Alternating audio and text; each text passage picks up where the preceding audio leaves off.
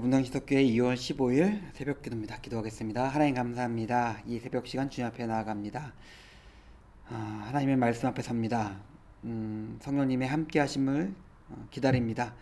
우리 시간 말씀으로 성령의 능력으로 우리와 함께 하여 주셔서 우리가 하나님 안에서 온전한 것들을 발견하고 또 우리가 그 말씀 가운데 온전한 삶을 경주할 수 있도록 하나님 함께 하시고 은혜 내려 주시옵소서. 감사드립니다. 예수님의 이름으로 기도드렸습니다. 아멘.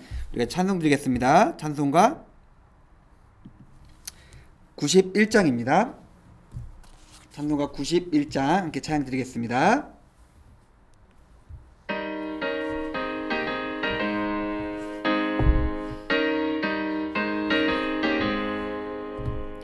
슬픈 마음 있는 사람 예수 이름 믿으며 영원토록 변함없는 기쁜 마음 얻으리. 예수의 이름은 세상의 소망이요 예수의 이름은 전국의 기쁨일세. 거룩하신 주의 이름 너의 방패 삼으라. 환난 시험 당할 때에 주께 기도드려라. 예수의 이름은 세상의 소망이요 예수의 이름은 전국의 기쁨일세. 존귀하신 주의 이름 우리 기쁨 되도다. 주의 품에 안길 때에 기뻐 찬송 부르리. 예수의 이름은 세상의 소망이요 예수의 이름은 전국의 기쁨일세. 우리 갈 길 다간 후에 보좌 앞에 나아가 왕의 왕께 경배하며 멸류관을 드리리.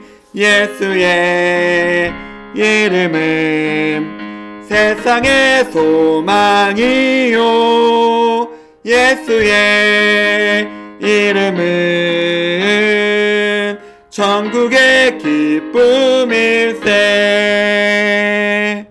중학생이 아멘. 감사합니다. 말씀 보겠습니다. 시편입니다. 시편 26편 6절에서 7절까지 말씀입니다. 시편 26편 6절과 7절 말씀입니다. 시편 26편 6절입니다. 여호와여 내가 무죄함으로 손을 씻고 주의 제단에 두루다니며 감사의 소리를 들려주고 주의 기이한 모든 일을 말하리이다. 아멘. 다윗이 하나님 앞에 섭니다. 그리고 다윗이 하나님 앞에 설 수 있는 이유, 근거는 그가 스스로를 무죄하다라고 생각했기 때문에 그렇습니다. 근데 실제로 다윗이 무죄했을까요? 죄가 없었을까요? 그렇지 않죠. 우리가 아는 것만 해도 다윗은 수많은 전쟁을 치르면서 사람을 죽여서 여호와의 전을 짓는 것을 너의 손에 피가 너무 많이 묻어가지고 너는 그 성전 못 지어라고 하나님한테 제지 명령을 받기도 했었고 거짓말도 많이 했습니다. 거짓말 많이 했어요. 그리고 간음도 했습니다. 그리고 인구조사해가지고 백성의 많은 수가 죽임을 당했어요. 뭐 이렇게 얘기해도 될지 모르겠는데 이렇게만 보면은 저나 성도님들이 오히려 더 의롭지 않을까? 라고 생각할 정도로 다윗은 무죄하지 않았습니다. 그런데 다윗은 왜 하나님 앞에 서서 나는 무죄합니다 라고 이야기할 수 있었을까요? 그리고 구약시대에 하나님 앞에 나갔을 때 무죄하지 않으면은, 온전하지 않으면은 죽임을 당했습니다. 하나님께서 바로 죽이셨어요. 근데 왜 다윗은 죽지 않고 하나님 앞에 설 수 있었을까요? 6절 뒤에 보니까 손을 짚고 주의 제단을 두루 다니고 있다라는 표현이 나옵니다. 그는 무죄하지 않았지만은 하나님께서 말씀하신 대로 제사를 드리고 나의 손을 씻어서 나를 정결하게 했기 때문에 나는 무죄합니다. 하나님 앞에 설 수 있습니다. 라고 그가 말하고 있는 것입니다. 이것은 성경에서 이야기하는 속죄의 원리, 그 다음에 의롭게 되고 온전케 되는 원리를 우리에게 알려주고 있는 것입니다.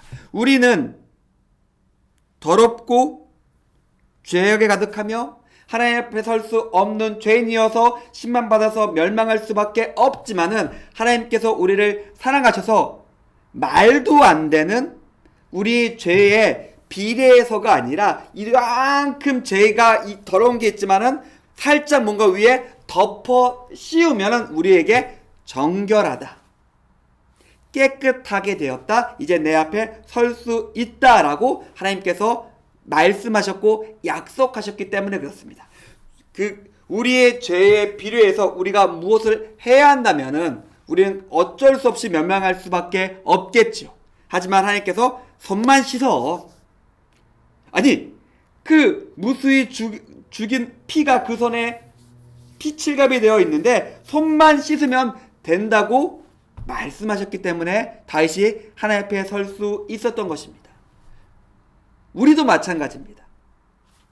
우리 안에 있는 수많은 탐욕과 죄와 더러운 것들이 가득하고 우리의 입과 우리의 모든 것들이 더러움에도 불구하고, 이만큼 더러운 것이 있음에도 불구하고 우리가 주 앞에 나가서 마음으로써 우리가 회개하고 다시 그런 죄를 짓지 않기 위해서 노력해서 열심히 살아간다면 이 죄를 하나님께서 말갛게 씻어주신다고 약속하셨기 때문에 우리가 의롭게 될 수 있는 것입니다. 그렇기 때문에 이렇게 하나님의 은혜로, 하나님의 인자와 사랑으로 의롭다함을 얻은 다윗이 무엇을 할까요? 7절에 보니까 당연히 감사를 하고 있습니다. 그 다음에 주의 기이한 일을 말하겠다라고 다윗이 말하고 있습니다. 우리가 할 수 있는 유일한 것입니다. 우리가 하나님 앞에서 반응할 수 있고 하나님의 크신 은혜를 받았을 때 우리가 할 수 있는 유일한 일은 감사, 그리고 그 하나님께서 행하신 일을 다른 사람에게 들려주고 알려주는 것입니다. 어떻게 보면은 우리가 하나님께 어느 순간 감사하지 않고 있다, 어느 순간 우리의 입을 통해서 하나님께서 하신 기이한 일들이 나가지 않고 있다, 전파되지 않고 있다, 다른 사람들에게 전달되고 있지 않다면은 우리의 삶 속에서 하나님의 놀라운 일들이, 은혜가 많이 옅어진 게 아닐까? 라는 생각이 듭니다. 큰 은혜를 받았고 놀라운 일들을 경험했고 그 은혜를 통해서 우리는 구원을 받았습니다. 감당할 수 없는 놀라운 은혜를 받았습니다. 그렇기 때문에 우리는 당연히 그것들이 터져 나와야 됩니다. 야, 나 정말 이렇게 큰 것을 받았어, 나에게 이런 놀라운 일들이 일어났어 라고 말해야 합니다. 사랑하는 성도님들, 우리가 오늘 두 가지를 생각해 봤습니다. 우리가 온전해진 것, 무죄하게 되어서 하나님 앞에 설 수 있는 근거에 대해서 생각해 보았습니다. 또한 그런 은혜를 받은 사람의 모습에 대해서도 생각해 봤습니다. 우리가 이 시간 하나님 앞에 서기 원합니다. 하나님의 약속 위에서, 말씀 위에서 우리가 우리의 마음의 모든 것들을 내려놓고 주 앞에서 온전해질 수 있었으면 좋겠습니다. 그리고 동시에 그 은혜를 되새기시면서 그 은혜가 얼마나 큰지를 다시 한번 깨닫고 우리의 삶을 통해서 감사와 그리고 하나님이 하신 놀라운 일들이 다른 이에게 전달되고 전파되는 그렇게 삶으로써 하나님과 온전히 동행하시는 우리 임해신성교회 성도님들의 오늘 하루의 삶이 되기를 주님의 이름으로 축원드립니다. 제가 기도하고 예배 마치도록 하겠습니다. 하나님 감사합니다. 오늘 다윗의 시편을 통해서 우리의 모습과 그리고 우리가 어떻게 살아야 될지에 대해서 함께 생각해 보았습니다. 주께서 하신 놀라운 일들을 우리가 기억합니다. 하나님께서 우리에게 은혜를 베푸셨고 죽을 수밖에 없는 저희들을 살리셨습니다. 우리가 그 은혜를 가지고 오늘 하루를 살아가겠습니다. 하나님 함께하여 주시고 우리를 통해서 영광 받아 주시옵소서. 감사드립니다. 예수님의 이름으로 기도드렸습니다. 아멘. 감사합니다. 새벽 예배를 마치겠습니다.